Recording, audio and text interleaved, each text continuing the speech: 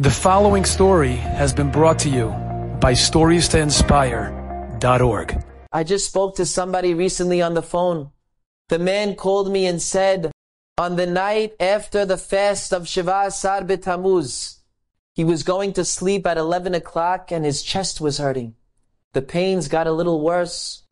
His wife said, I don't want to take any chances. Let's call Hatzalah. Hatzalah came. They wanted to take him to a close-by hospital. It was only a few minutes away. She said, no, I want to go to this hospital. They said, it's farther. We want to go anyway. They went to the other hospital. They get there. It was chaos there. The emergency room was packed. They had connections. They made them. They finally got into a doctor. The doctor takes tests on him. EKG, blood work. Everything looks fine. Nothing wrong with you. He had some pain. They gave him something for the pain. It went away. Said, we'll monitor you. They did another test at 3 o'clock in the morning. Same thing. Everything fine. 8 o'clock in the morning. This is Friday morning. Everything's fine. They're ready to discharge him. The doctor says, I don't want to send you home. Let's just do an angiogram to be sure. He checks the schedule. There's 24 angiograms scheduled that day. There's no way he's going to get in. He looks at his watch, the doctor. He says, I can get you the first one right now. He says, they're pushing me down the hallway in my bed like a man. They're rushing me. We go to the room. They do it. I come back into my room after the doctor says, I just want to let you know we just saved your life. He says, what? He said, your main artery was 99% blocked. We put in a stent and you had another artery 76% blocked. The main artery is called the widowmaker. Because if it gets 100% blocked, you have a massive heart attack and the odds of survival are low. The man said, I had no idea of the danger I was in.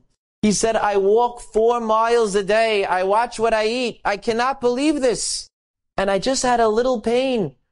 His cousin, who is a cardiologist, came to visit him. He said, I looked at all your numbers in the hospital from the test. It doesn't make any sense that they did that angiogram on you. You were fine. They should have sent you home.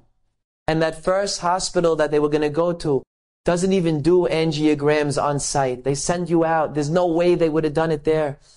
He said, Yishtabach Shemo.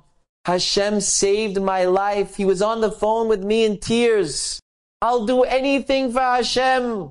I love Hashem. I have a new lease on life. And I'm thinking in my mind, this Orach Chaim I just read, this is how we all have to feel. Every day, Hashem, you gave us life. What wouldn't I do for you? How could I not do this? How could I not accept upon myself this added stringency? You give me everything. You give us life. You give us our desires. You give us money. You give us everything. And if you don't have everything you want, you have to imagine that you got it and love Him like that. If we could turn our hearts into our own Bet HaMikdash, the Bet HaMikdash was just a symbol for us to turn ourselves into a Bet HaMikdash. Our hearts are supposed to be the Kodesh Kodashim. When we make ourselves a Bet HaMikdash, bevadai Hashem will bring back the Bet HaMikdash. Our avodah is private. It's us and Hashem. No one ever has to know anything we do. Our feelings, our emunah. I trust you, Hashem. I believe in you, Hashem. I serve you. I want a relationship with you. I'm a Doresh Hashem. I don't just care about me. When Hashem sees our emunah, our bitachon, our avodah, how we want Him, we want to be close. Be'ezrat Hashem, we will see the coming of the Geulah. B'mehera b'yameinu amen. Enjoyed this story? Come again. Bring a friend. StoriesToInspire.org